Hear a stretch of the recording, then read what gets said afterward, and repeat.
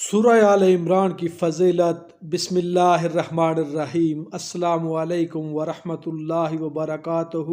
آج کے اس ویڈیو میں ہم ایک ایسی سورت کے بارے میں بات کریں گے جو ہمارے ایمان کو مضبوط کرتی ہے، ہدایت کے نور کو بڑھاتی ہے اور اللہ کی رحمت اور برکت کا ذریعہ بنتی ہے۔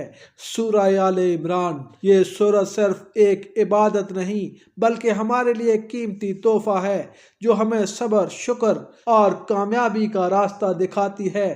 اس ویڈیو میں ہم سورۃ آل عمران کی فضیلت، اس کے فوائد اور وہ احادیث جن میں اس کی اہمیت بیان کی گئی ہے پر بات کریں گے، تو ویڈیو کو آخر تک ضرور دیکھیں، اور اگر آپ کو ویڈیو پسند آئے تو لائک، شیئر اور سبسکرائب کرنا نہ بھولیں۔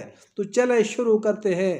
سورہ آل عمران کی فضیلت۔ قرآن پاک کی تیسری سورت آل عمران ایک بہت ہی عظیم اور بابرکت سورت ہے جس کا نام حضرت عمران یعنی حضرت مریم علیہ السلام کے والد کے خاندان کے نام پر رکھا گیا ہے، اور یہ سورت مدنی سورت ہے۔ اس کے بے شمار فضائل و برکات احادیث مبارکہ میں بیان کیے گئے ہیں۔ ذیل میں اس کی چند عام فضیلتیں پیش کی جاتی ہیں۔ دو روشن صورتیں، سورۃ البقرہ اور سورہ آل عمران کو دو روشن صورتیں کہا جاتا ہے۔ رسول اللہ صلی اللہ علیہ وآلہ وسلم نے فرمایا، سورہ البقرہ اور آل عمران قیامت کے دن ایسے آئیں گی جیسے دو بادل یا دو سائبان یا دو پرندوں کے دو جھنڈ جو اپنے پڑھنے والوں کی طرف سے جھگڑا کریں گے، اور یہ صحیح مسلم کی حدیث ہے۔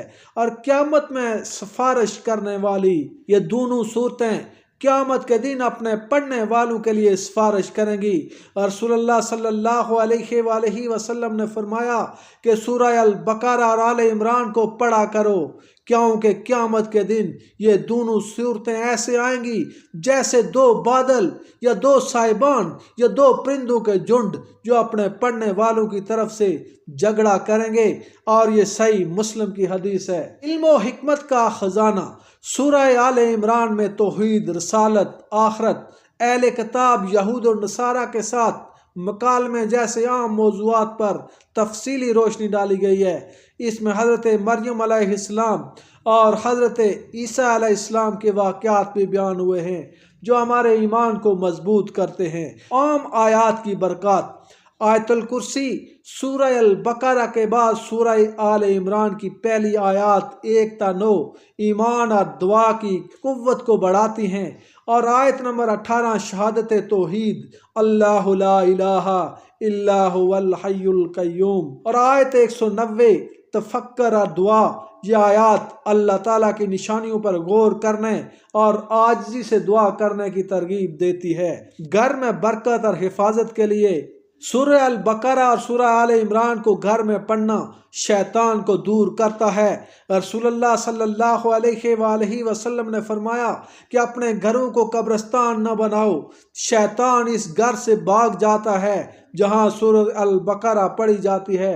یہ صحیح مسلم کی حدیث ہے۔ سورہ آل عمران بھی اسی طرح کی برکت رکھتی ہے۔ آزمائشوں میں ثابت قدمی۔ اس صورت میں مومنین کو صبر اور استقامت کی تعلیم دی گئی ہے، خاص طور پر غزوہ احد کے واقعات کے ذریعے جو مسلمانوں کے لیے سبق آموز ہیں۔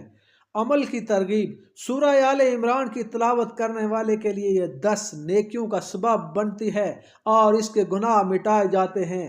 عملی مشورہ۔ سورہ آل عمران کو باقاعدگی سے پڑھیں، خاص طور پر جمعے کے دن اور نماز تہجد میں اس کی تلاوت کو معمول بنائیں۔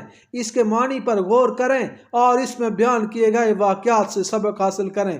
اللہ تعالی ہم سب کو قرآن پاک کی برکتوں سے فیض یاب ہونے کی توفیق عطا فرمائے۔ آمین۔